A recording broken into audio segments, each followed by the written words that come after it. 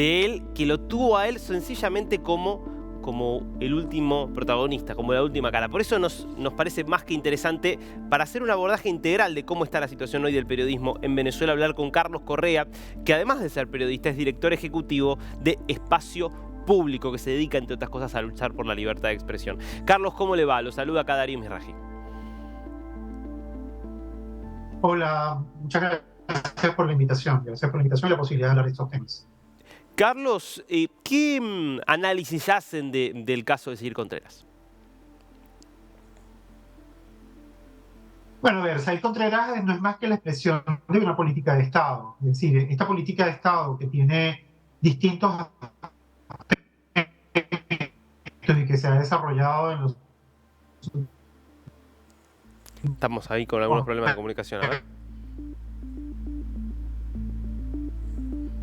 Bueno, estábamos ahí tratando de establecer la comunicación con Carlos Correa, que, insisto, es periodista y es director ejecutivo de Espacio Público, una organización que se dedica justamente a pelear por la libertad de expresión en Venezuela, que realmente es una tarea titánica. Ahora, es muy impresionante cuando uno repasa un poco, ¿no?, la entrevista, el miedo que tiene que tener a la verdad un gobierno que decide echar a un periodista porque se viraliza parte de una entrevista en la cual el periodista cuenta una realidad que la saben todos los venezolanos.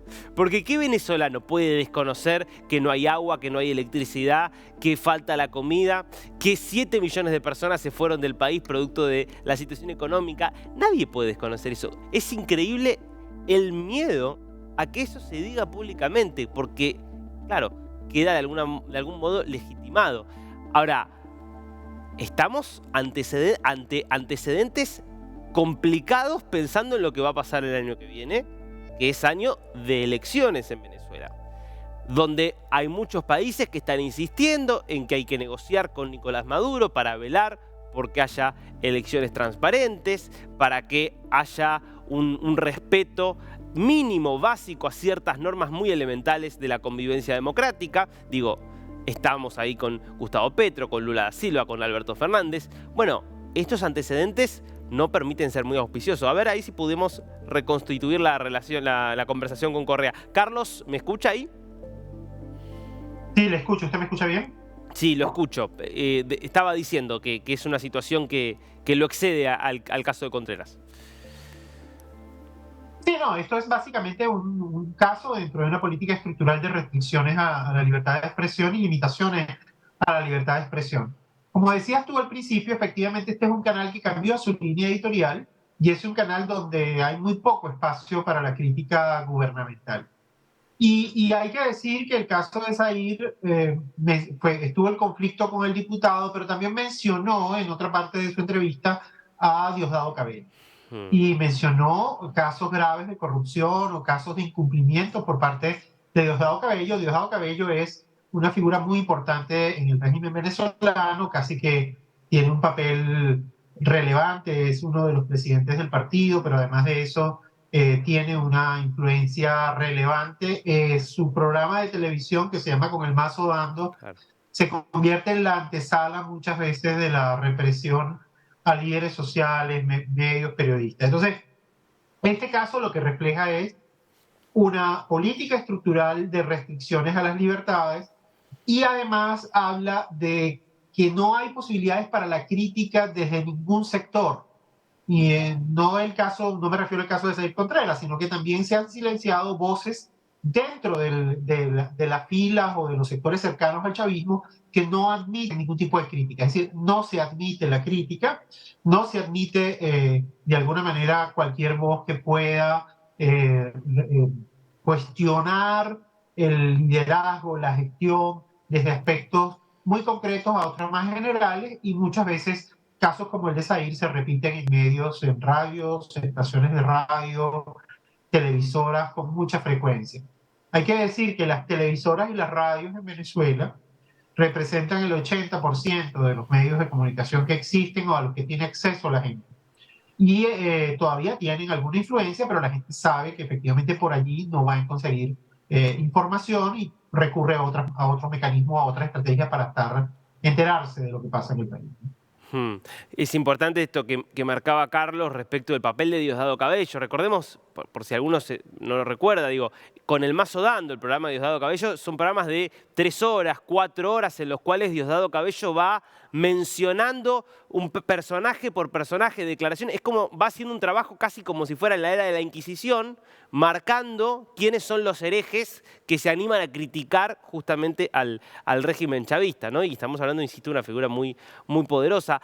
Ahora, digo, ¿la situación se queda en los despidos o todavía sigue habiendo casos de, por ejemplo, de arrestos, de detenciones de periodistas como ha habido en el pasado?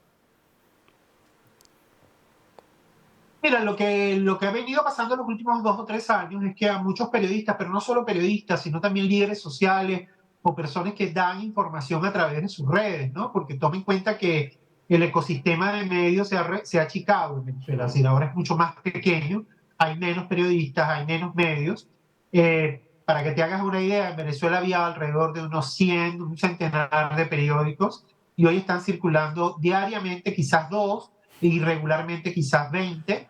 Entonces los periódicos ya no existen. Entonces estamos hablando de periódicos regionales muy importantes, o sea, periódicos en ciudades que tenían diarios con mucha fuerza, mucha circulación.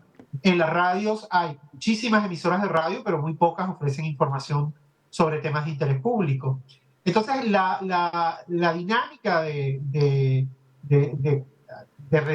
mecanismos en los cuales la gente se informa está siendo derivada a redes sociales. Por eso se persigue y se criminaliza. Y se utiliza una denominada ley contra el odio que tiene sanciones más duras que para aquellas personas que asesinan a una persona. Es decir, es más costoso expresar odio que asesinar a una persona que también lo puedes hacer por odio. Es decir, es como muy extraño y eso, por supuesto, se ha empezado a aplicar. En varios casos se abre el proceso judicial, se le somete a la justicia, entre comillas, de alguna manera a un mecanismo de violencia institucional y los procesos quedan abiertos. Entonces, hay la posibilidad de las detenciones, hay casos en los que las personas durante el proceso de detención hasta que lo liberan o hasta que se conoce dónde está, las personas están desaparecidas.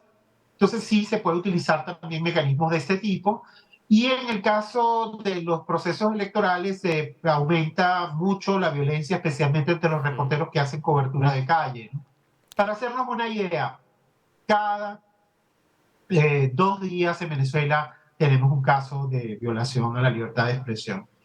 Y eso que ahora en el último tiempo se ha reducido el número de casos. Clarísimo. Carlos, la verdad el escenario es dramático, ¿no? Digo, de 100 diarios a 2 diarios, ¿no? Me parece que ahí eso se resume buena parte de lo que ha pasado con el clima de medios en Venezuela. Gracias y bueno, fuerza para este trabajo tan difícil que les toca hacer allí. Muchísimas gracias por la invitación. Hasta pronto.